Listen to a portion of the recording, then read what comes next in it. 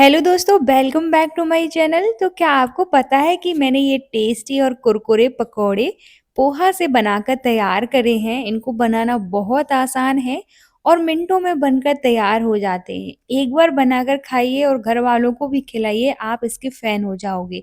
बिना ज़्यादा मेहनत के और बिना ज़्यादा सामान के रेसिपी बनकर तैयार हो जाती है और खाने में बहुत टेस्टी लगती है। इसको आप सॉस के साथ, चटनी के साथ सर्व करिए, मज़ा ही आ जाएगा।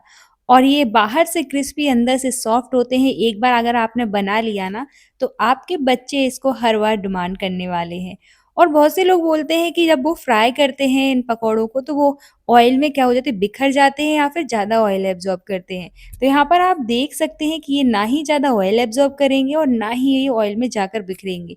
अगर आपने जैसे मैंने बनाया है बिल्कुल उसी तरह से एक बार बनाकर ट्राई करें ना, तो यकीन मानिए आप इसके फ़ैन हो जाओगे। और इनको बनाना बहुत आसान है, तो चलिए इसको बनाते हैं बिना ज़्यादा देरी करे। तो इसको बनाने के लिए हमें चाहिए है पोहा, तो मैंने यहाँ पर आधी कटोरी पोहा लिया है।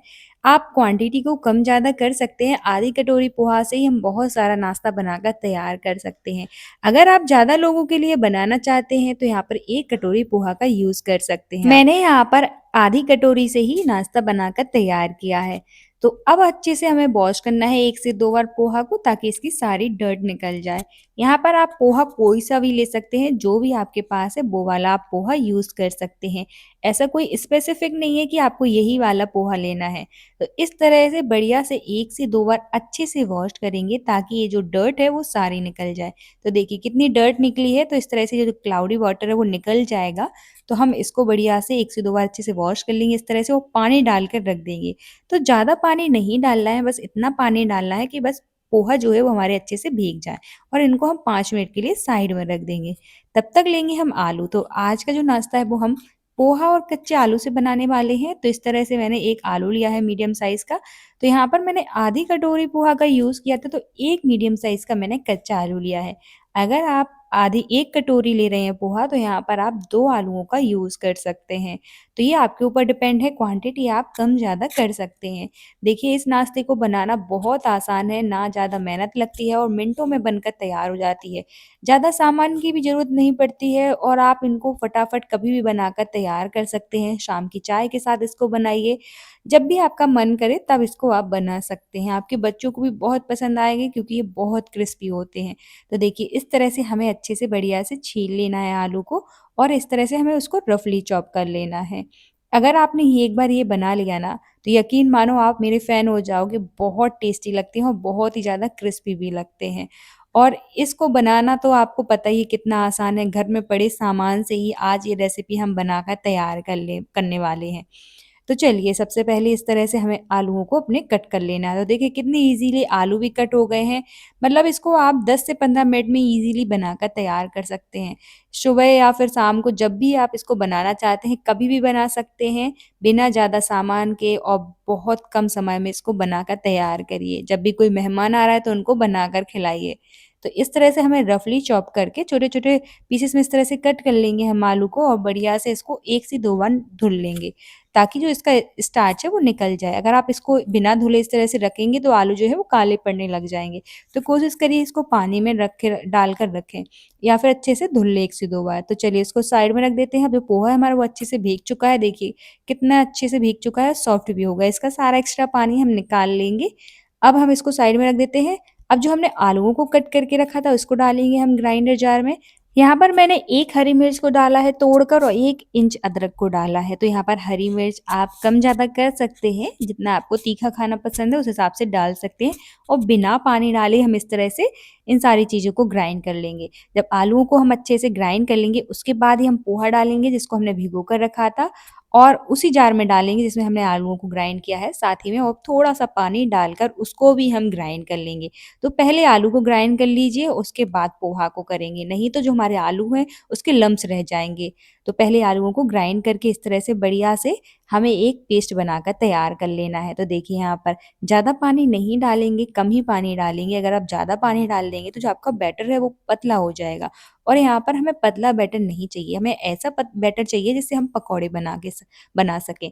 तो देखिए इस तरह का हम बैटर रखेंगे।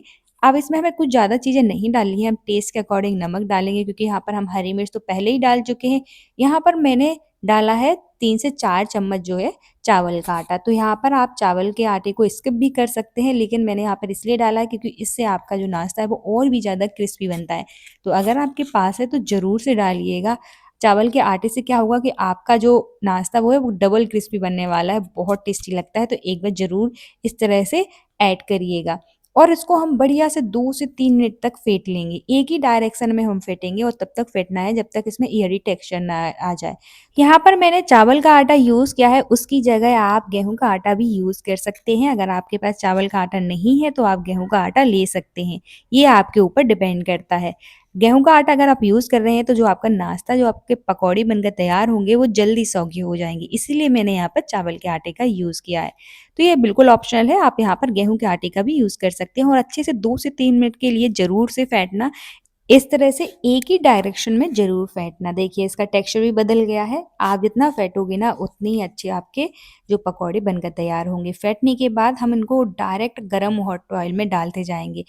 जैसे हम नॉर्मल पकौड़े बनाते हैं बिल्कुल उसी तरह से हम गरम ऑयल में डालते जाएँगे, लेकिन एक बात का ध्यान रखना है कि गैस का फ्लेम हमें हाई ही रखना है और बिल्कुल गरम ऑयल में हमें डालना है। अगर आप इनको हल्के गरम ऑयल में डालते हैं तो इनके फटने के चांसेस रहते हैं और ये ज़्यादा तेल एब्ज़ॉर्ब करेंगे। तो इस तरह से एक-एक करके हम डालते जाएँगे अपने पकौड़ों को। तो देखिए यहाँ पर ये ज़्यादा तेल एब्ज़ॉर्ब नहीं करेंगे और ना ही ये ऑयल में जाकर बिखरे हैं। हाई फ्लेम पर ही आपको इनको पका कर तैयार करना है। और सबसे अच्छी बात ये है कि आपके जो पकौड़े हैं वो बिल्कुल फूले-फूले बनकर तैयार होंगे, बिना इनो, बिना बेकिंग सोडा डाले ही आपके पकौड़े बहुत ही ज़्यादा अच्छे और फूले-फूले बनने वाले हैं। तो है ना, इनको बनाना बहुत ही ज़्यादा आसान। तो देखिए यहाँ पर आप देख सकते हैं कि ऑयल में जाकर ना ही बिखरे हैं और ना ही ज़्यादा ऑयल एब्ज़ॉर्ब कर रहे हैं। लेकिन जब एक बात का ध्यान रखना है कि जब आप पकौड़ों को डालो तो उनको 2 से 3 मिनट को आपको बिल्कुल नहीं चलाना है उनको। तो इस तरह से देखिए कढ़ाई को पकड़ के इस तरह से हिला लेंगे हम थोड़ा-सा, 2-3 मिनट बाद ही इसमें हम कुछ डालेंगे चलाने के लिए। इस तरह से छोटी वाली स्पून से इस तरह से चला लीजिए। तो देखिए यहाँ पर आप देख सकते हैं कि ना ही ज़्यादा ऑयल एब्ज़ॉर्ब कर रहे हैं और ना ही ये जा बिखरे हैं ऑयल में जाके। तो है ना बहुत ही ज़्यादा आसान। तो एक बार ज़रूर बनाकर ट्राई करना। तो देखिए इनका कलर कुछ इस तरह से हो जाएगा गोल्डन ब्राउन और क्रिस्पी हो जाए ना, तो उसी स्टेज पर हम इनको निकाल लेंगे।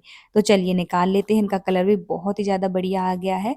तो इसी स्टेज पर हमको निकाल लेना और इसी तरह से हमें सारे पकौड़े बनाकर तैयार कर लेना है। तो ज़्यादा टाइम भी नहीं लगा है, बहुत कम समय में बहुत ही ज़्यादा टेस्टी नाश्ता बनाकर तैयार कर लिया है हमने। जब भी आपके घर में कोई मेहमान आ रहा है तो उनको भी आप ये बनाकर खिला सकते हैं, बहुत ही ज़्यादा टेस्टी रेसिपी है। तो बनकर तैयार है हमारे ये गरमा-गरम पकौड़े। तो एक बार आप ज़रूर बनाना और कमेंट सेक्शन में ज़रूर बताना कि आपको ये रेसिपी कैसी लगी। Thank you for watching.